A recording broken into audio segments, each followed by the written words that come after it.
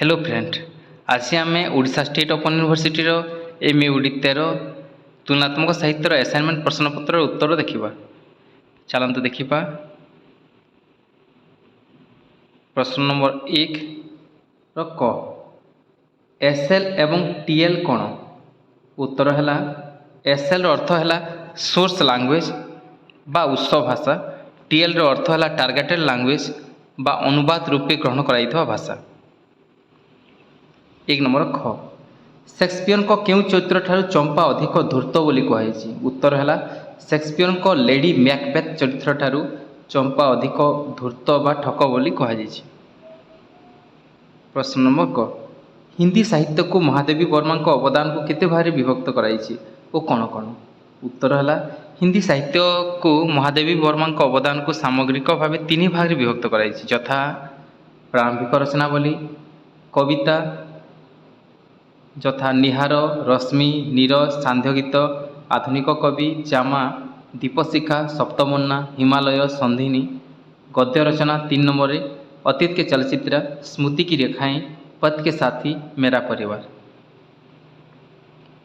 प्रश्न नंबर घ कुंतला कुमारी को प्रथम कविता ग्रंथर नाम कौन। यह केवे प्रकाशित होता। उत्तर है कुंतला कुमारी सावतों प्रथम कविता ग्रंथर नाम अंजलि। यह 1922 मसीह प्रकाश पाई। प्रश्न नंबर चंद्रगुप्त नाटकर मुख्य चरित्र और नाट्यकार नाम लेख। उत्तर है चंद्रगुप्त नाटकर मुख्य चरित्र हेले चाणक्य बा विष्णुगुप्त, चंद्रगुप्त, नंद, बहुरुचि बा कात्यायन आदि। यार नाट्यकार होचन जयशंकर प्रसाद। विभाग ख प्रश्न नंबर 2 ख काव्य कवितार अनुवाद समय आम क्यों बिंदु मान को देखा पाऊँ। उत्तर है काव्य कवितार अनुवाद समय आम 7टी बिंदु को देखा पाऊँ, यथा 1 ध्वन्यात्मक अनुवाद जो अनुवादक अनुदित भाषा एसएल अनुवादित भाषा टीएल रे मध्य ध्वनिर अनुकरण शब्द उद्रेक हो पाए ना। 2 आक्षरिक अनुवाद जो कवितार अक्षर सहित अक्षर मिले अनुवाद कराइए, टानी और टारी शब्दार्थ सृष्टि करने हेतु अनुवाद कर्मटी विकृत होते। 3 छंद व पाद पतन अनुजाई अनुवाद। यही प्रकार अनुवाद क्षेत्र में एसएल निजर आधिपत्य विस्तार करने संभावना सृष्टि होता है। 4 पद्य को पद्यायन करने याद्वारा कवितार भाव प्रदानकारी मूल्य ह्रास होवार संभावना अधिक थाए। 5 ताल लय छंद अक्षुण्ययुक्त अनुवाद। यही सूत्र आधार अनुदित कविता क्षेत्र में अनुवादक निजर स्वतंत्र गठन रीति अनुकरण एक उच्चांक आक्षरिक उच्चारण उपस्थित लक्ष्य कराए। 6 मुक्त छंद प्रायोगिक अनुवाद। यही नियम आधार अनुदित कविता व्यंगानुकरण होता है। 7 व्याख्यानित अनुवाद। यह द्वारा टार्गेटेड लैंग्वेज गठन कौशल बदला अनुवादक अनुकरण कर निजस्व भाव में अभिव्यक्ति घटी है। प्रश्न नंबर ख अरण्य अधिकार उपन्यास केंद्रीय समस्या कौन। उपन्यासटी किए लिखिं। उत्तर 1895 रु 1900 मसीहा मध्य होता मुंडा विद्रोहर अधिनायक बिरसा मुंडा जीवनी उपरे महासत्ता देवी अरण्य अधिकार उपन्यासटी रचित। सांताल विद्रोह 1855 परिप्रेक्षी में मुंडा मानकर जीवनशैली वर्णना और जमी उपरे अधिकार सूत्र संपर्क में सूचना दे लेखिका स्वयं पराकष्टर परिचय देते। बिरसा मुंडा संघर्षमय कहानी को उपजीव्य करी लेखिका उपन्यास परिकल्पना करछंती। आदिवासी जीवन में घटुवा वास्तव समस्या राशि परिवेशन को ही प्राधान्य देवा भित्तिरे उपन्यास कथावस्तु सजाई। एथिरे सेमाने अनआदिवासी यथा दिकु लोकों द्वारा आदिवासी मानकर बासभूमि नष्ट करवा, घर बाहर करदेवा, एपरिक प्रतिवादर स्वर तोलुवा जनसाधारण उपरे होतिबा अकथनीय अत्याचार करने विषय को उपन्यासिका प्राथमिकता देवा भित्तिरे वर्णना करछंती।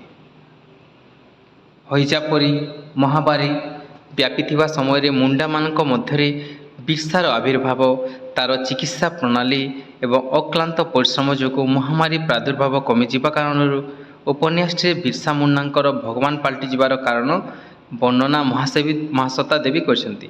धर्म और राजनीति को एकत्र करी मुंडा मानकर बहु ईश्वर ବିଶ୍ୱାସକୁ ଏକଶ୍ୱରବାଦରେ ପରିବର୍ତ୍ତନ କରିବା ନିମନ୍ତେ ବିର୍ସାର ପ୍ରତ୍ୟକ୍ଷ ଚେଷ୍ଟା ରହିଛି। ପରବର୍ତ୍ତୀ ପ୍ରଶ୍ନ ନମ୍ବର ଗ। କୁସୁମାଞ୍ଜଳିରେ ପ୍ରତିଫଳିତ ବ୍ରାହ୍ମ ଧର୍ମ ଓ ଦର୍ଶନର ସଂକ୍ଷିପ୍ତ ଟିପ୍ପଣୀ ଲେଖ। ଉତ୍ତର। କୁସୁମାଞ୍ଜଳି 1903 ମସିହାରେ ପୁସ୍ତକ ଆକାରରେ ପ୍ରକାଶିତ ହୋଇଥିବା ବେଳେ ଏଥିରେ ଥିବା 11ଟି କବିତା ଏହାର ଯଥେଷ୍ଟ ପୂର୍ବର ରଚନା କରାଯାଇଥିଲା। କବିଙ୍କ ଜୀବନ ଯନ୍ତା 1838 ପ୍ରକାଶ ପାଇବା ପରେ 1830 ମସିହାରେ ମଧୁରାଓ ବ୍ରାହ୍ମଧର୍ମ ସହିତ ଯୋଡ଼ି ହେବାରୁ ତାଙ୍କ ଜୀବନ ଦର୍ଶନ ସାହିତ୍ୟ ସୃଷ୍ଟିମାନଙ୍କରେ ପ୍ରତିଫଳିତ ହେବାକୁ ଲାଗିଲା। ବ୍ରାହ୍ମ ଧର୍ମରେ ସମଗ୍ର ପୃଥିବୀକୁ ଏକ ବ୍ରାହ୍ମ ମନ୍ଦିର ରୂପରେ ଗ୍ରହଣ କରାଯାଏ।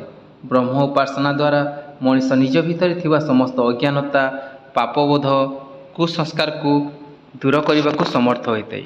ମଧୁରାଓ ତାଙ୍କ କବିତାମାନଙ୍କରେ ମଣିଷ ଜୀବନର ପ୍ରବାହକୁ ଅନ୍ଧକାରରୁ ଆଲୋକ ମାର୍ଗକୁ ପରିଚାଳନା କରିଛନ୍ତି।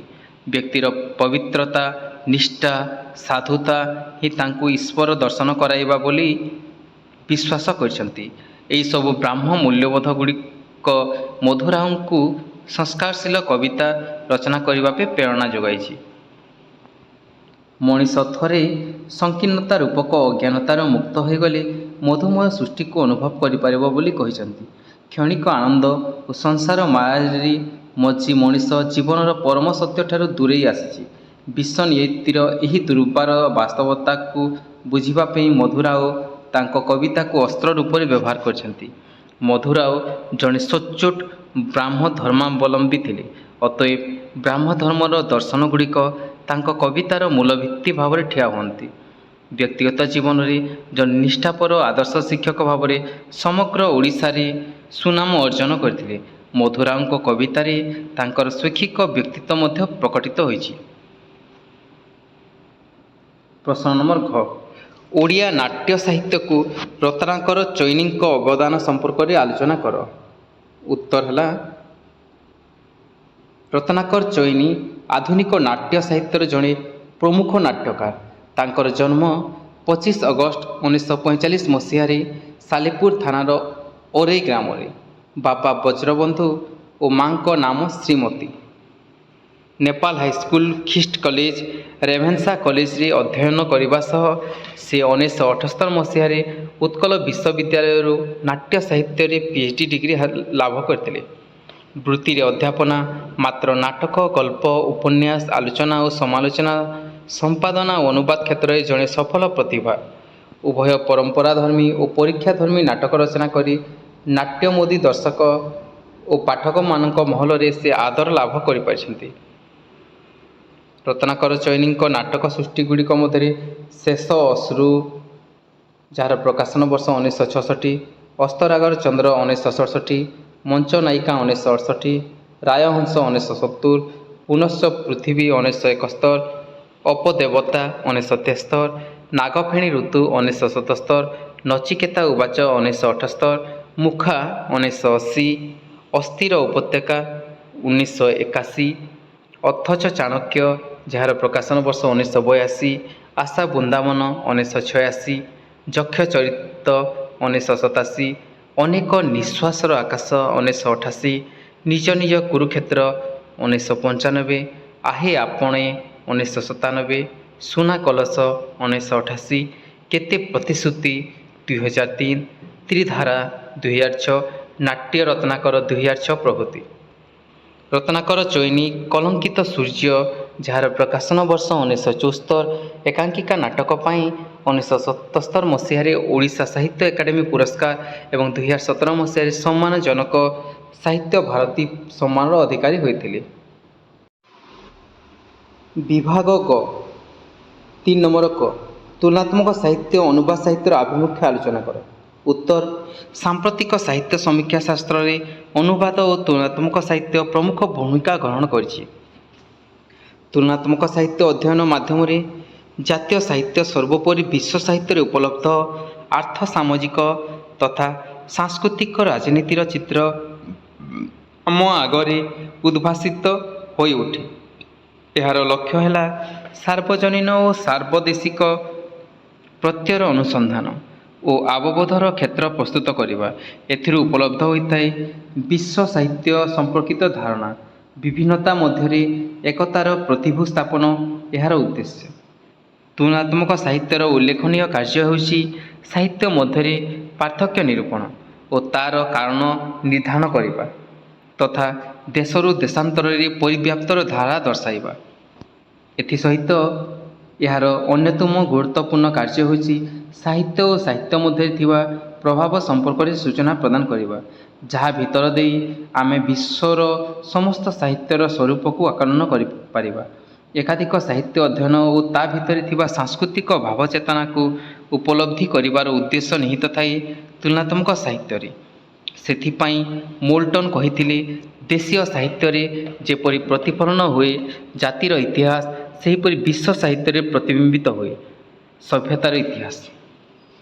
ଅନୁବାଦର ପ୍ରଥମ ଉଦ୍ଦେଶ୍ୟ ହେଉଛି ଅପରାପର ଭାଷାଭାଷୀ ତଥା ସେମାନଙ୍କ ଜୀବନ ଚିତ୍ର, ସାଂସ୍କୃତିକ ଉପାଦାନ ପ୍ରଭୃତି ସମ୍ପର୍କରେ ଅପ୍ରତ୍ୟକ୍ଷ ଭାବ ଦୃଷ୍ଟି ଆକର୍ଷଣ କରିବା। କାରଣ ଅନୁବାଦ ପ୍ରକାର୍ଯ୍ୟଟି ସାଧାରଣତଃ ଲୋକପ୍ରିୟତା ଅର୍ଜନ କରିଥିବା ତଥା ପ୍ରଖ୍ୟାତ ଲେଖକଙ୍କ ଉପନ୍ୟାସ, ଗଳ୍ପ, ପ୍ରବନ୍ଧ, କବିତା ତଥା ନାଟକ ଗୁଡ଼ିକୁ ଭିନ୍ନ ଭିନ୍ନ ଭାଷାରେ ଅନୁବାଦ କରିବା ଉପରେ ପର୍ଯ୍ୟବେସିତ। ଅନୁବାଦ ଶୃଙ୍ଖଳାର ସମସ୍ୟା ରହିଛି ଏବଂ ଏହାର ସମାଧାନ ସୂତ୍ର ମଧ୍ୟ ରହିଛି। ଅନୁବାଦର ଅନ୍ୟତମ ଉଦ୍ଦେଶ୍ୟ ହେଉଛି ବିଶ୍ୱ ସାହିତ୍ୟ ସହିତ କ୍ଷେତ୍ରୀୟ ତଥା ଆଞ୍ଚଳିକ ସାହିତ୍ୟର ସମ୍ପର୍କ ସ୍ଥାପନ କରିବା, ଅର୍ଥାତ୍ ସମସ୍ତ କ୍ଷେତ୍ରୀୟ ସାହିତ୍ୟ ମଧ୍ୟରେ ଥିବା ରୂପ ବୈଭବ୍ୟକୁ ଆକଳନ କରିବା। ଅନୁବାଦ ପାଇଁ କୌଣସି ମାନକ ଭାଷା ନାହିଁ, ତେବେ ପଠନ ପଦ୍ଧତି ଓ ଭାଷା ଶିକ୍ଷଣ ଅବସ୍ଥା ଅନୁସାରେ ଅନୁବାଦ ବିଭିନ୍ନ ଭାଷାକୁ ସ୍ୱାଗତ କରିଥାଏ, ଅର୍ଥାତ୍ ବିଶ୍ୱରେ ଉପଲବ୍ଧ ଲିଖିତ ଭାଷା ଏହି ଅନୁବାଦ କର୍ମରେ ନିୟୋଜିତ କରିଥାଏ। ଫଳରେ ପ୍ରତ୍ୟେକ ଭାଷାରେ ସୃଷ୍ଟି ହୋଇଥିବା ସାହିତ୍ୟ ନିଜର ସ୍ୱକୃମାର୍ଯ୍ୟକୁ ଅଧିକ ପୁଷ୍କଳ କରିବାରେ ଏହାର ଅବଦାନ ରହିଥାଏ।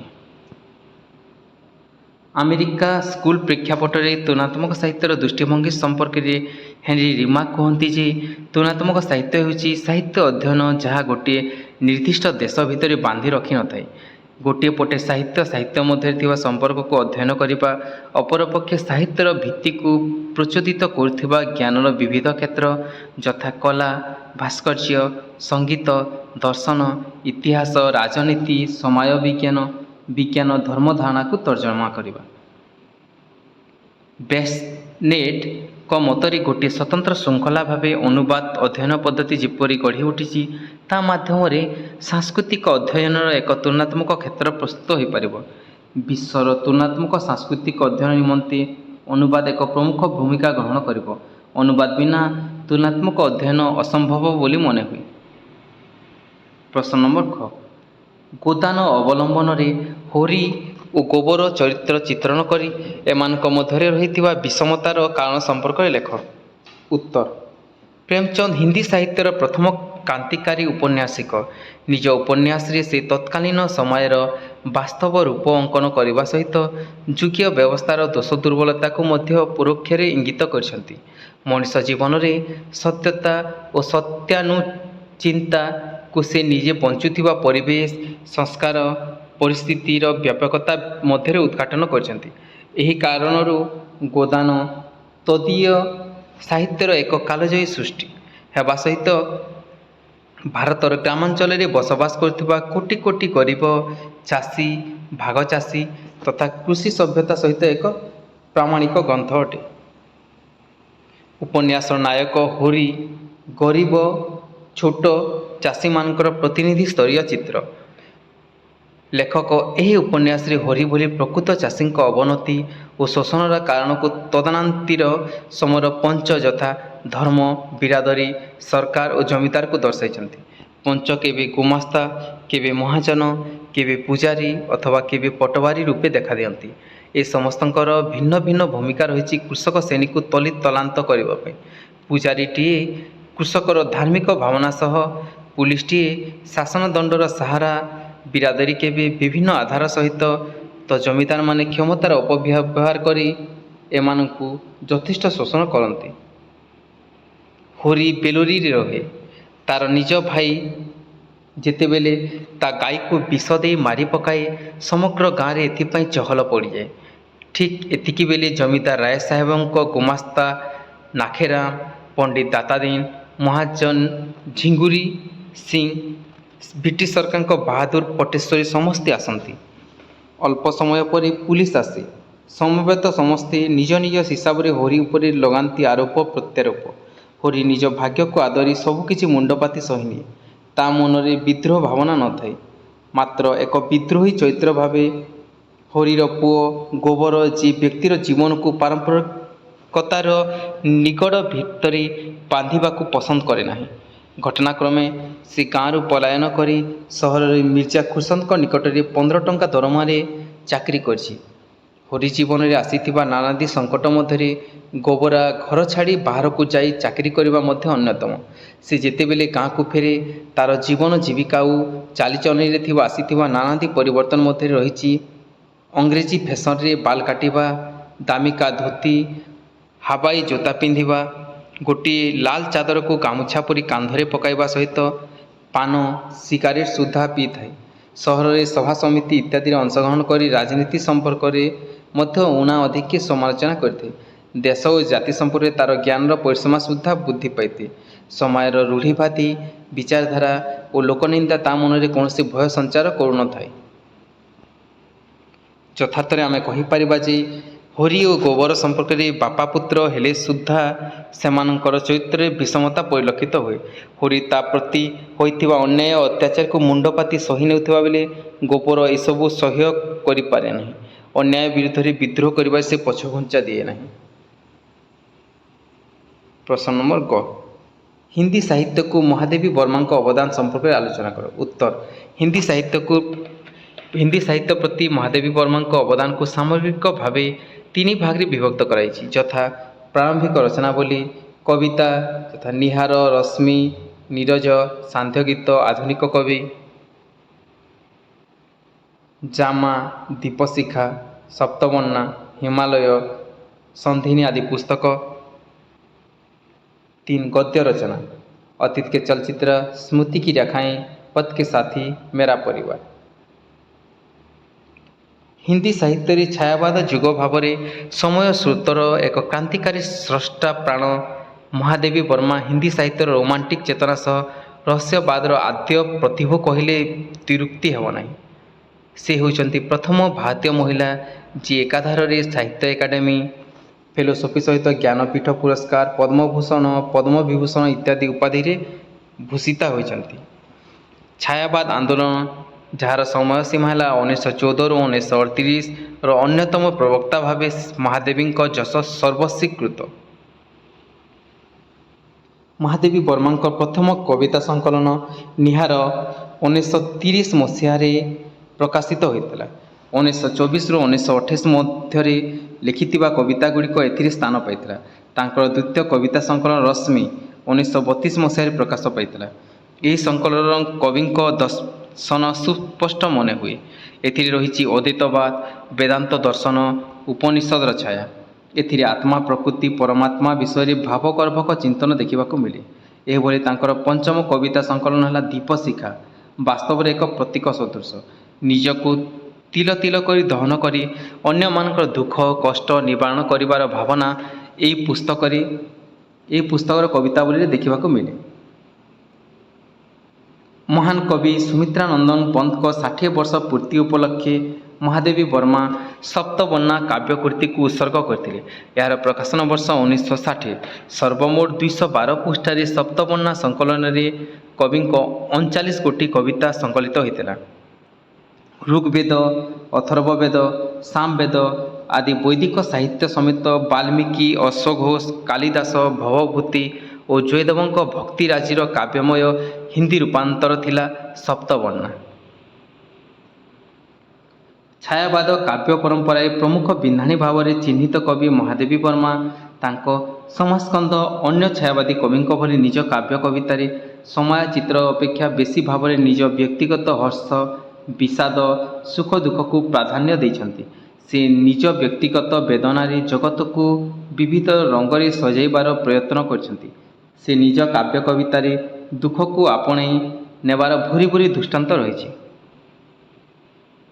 ପ୍ରଶ୍ନ ନମ୍ବର ଘ ଅଥଚ ଚାଣକ୍ୟ ନାଟକରେ ପୃଷ୍ଠଭୂମିକୁ ଭିତ୍ତି କରି ଏହାର ଚରିତ୍ରମାନଙ୍କ ବୈଶିଷ୍ଟ୍ୟ ପ୍ରତିପାଦନ କର।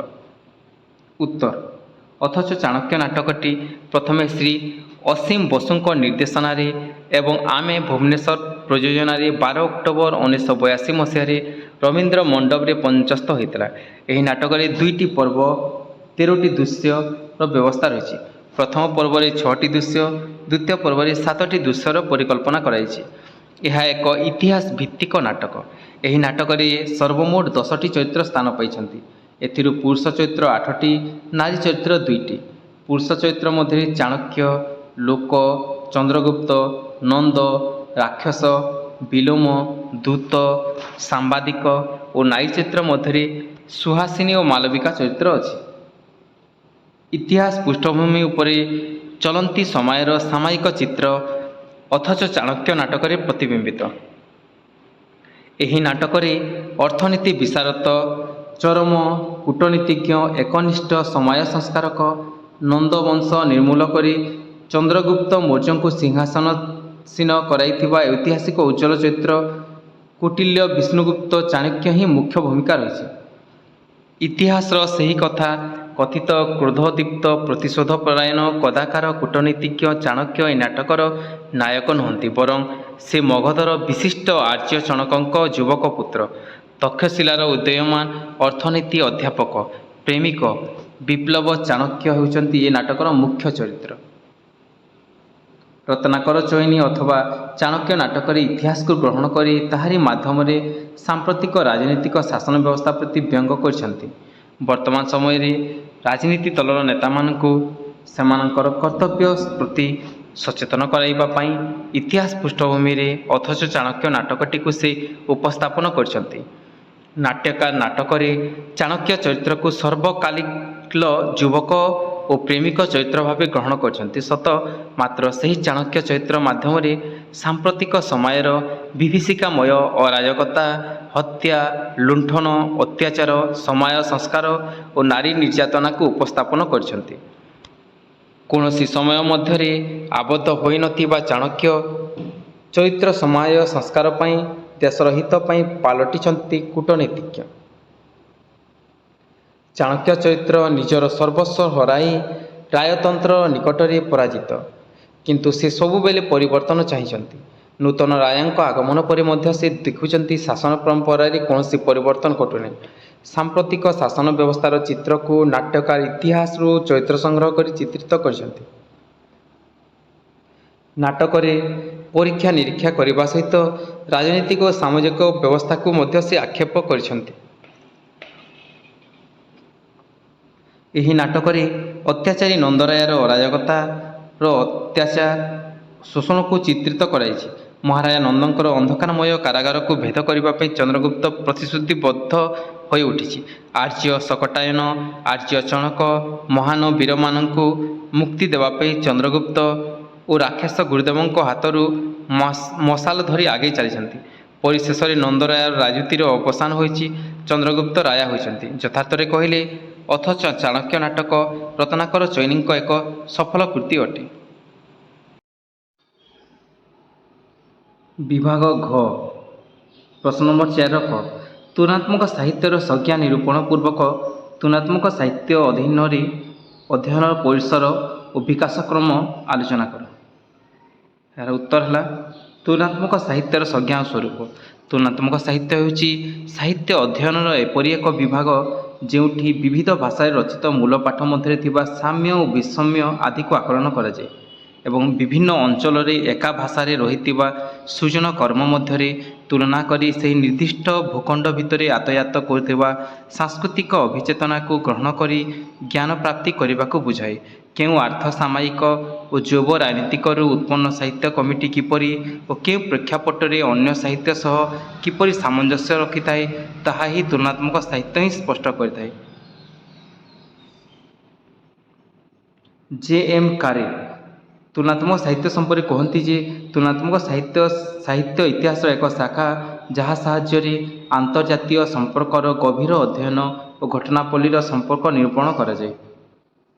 ଲେନ୍ କପୁର ଲେନ୍ କବୁଙ୍କ ମତରେ ତୁଳନାତ୍ମକ ସାହିତ୍ୟର କୌଣସି ଭାବ ନାହିଁ କିମ୍ବା ଏହାକୁ ବ୍ୟାଖ୍ୟା କରିବାକୁ ଏକ ନିର୍ଦ୍ଧାରିତ ବାକ୍ୟ ସଂରଚନା କରାଯାଇପାରିବ ନାହିଁ। ସାହିତ୍ୟ ହେଉଛି ସୃଜନକ୍ଷମ ପ୍ରତିଭାଙ୍କ ଚିନ୍ତା ସର୍ବସ୍ୱର ପରିପ୍ରକାଶ। ଏହି ଚିନ୍ତା ଅନ୍ୱେଷଣ ସର୍ବଦା ସମୟାଧର୍ମୀ। ଏହି ସୃଜନଶୀଳ ସାହିତ୍ୟର ପାରସ୍ପରିକ ସମ୍ପର୍କ ନିରୂପଣ ଓ ତା'ର ଗଭୀର ଅଧ୍ୟୟନ ମୂଳରେ ଯେଉଁ ପ୍ରତ୍ୟୟଟି କାର୍ଯ୍ୟ କରିଥାଏ, ତାହା ହେଉଛି ତୁଳନାତ୍ମକ ସାହିତ୍ୟର ଅବଧାନ ନିର୍ଣ୍ଣୟ ନିମନ୍ତେ ଅଭିପ୍ରେତ। ଗେଟେଙ୍କ ବିଶ୍ୱ ସାହିତ୍ୟ ଅନୁସାରେ ତୁଳନାତ୍ମକ ଅଧ୍ୟୟନ ହେଉଛି ଏକ ଭିନ୍ନ ସଂସ୍କୃତିର ଆତ୍ମାକୁ ଆବିଷ୍କାର କରିବା ଅଥବା ଦୁଇ ଜଣ ଲେଖକଙ୍କ ମଧ୍ୟରେ ଥିବା ସାମ୍ୟ ବୈଷମ୍ୟ ପ୍ରଭାବ ସମ୍ପର୍କରେ ବିଶ୍ଳେଷଣ କରିବା। ତୁଳନାତ୍ମକ ଅଧ୍ୟୟନ ଦୁଇଟି ସ୍ୱୈଚ୍ଛିକ ପରିମଣ୍ଡଳରେ ପରିପୁଷ୍ଟ ହୋଇ ସାହିତ୍ୟ ସଂସ୍କୃତି ସମୀକ୍ଷା ପଦ୍ଧତିର ମାନଦଣ୍ଡକୁ ଭିନ୍ନ ଦିଶା ଦେବାରେ ସମର୍ଥ ହୋଇଛି। ତୁଳନାତ୍ମକ ସାହିତ୍ୟ ଅଧ୍ୟୟନର ପରିସର ଓ ବିକାଶ କ୍ରମ। ଊନବିଂଶ ଶତକରେ ଭାଷାତତ୍ତ୍ୱ ଏବଂ ଦର୍ଶନ ଚର୍ଚ୍ଚା ଏପରି ଦୁଇଟି ବିଭାଗରେ ପ୍ରଥମେ ଆରମ୍ଭ ହୋଇଥିଲା। ତୁଳନାତ୍ମକ ଅଧ୍ୟୟନ ଏବଂ 1816 ମସିହାରେ ଏଫ୍.ସି.ଏମ୍.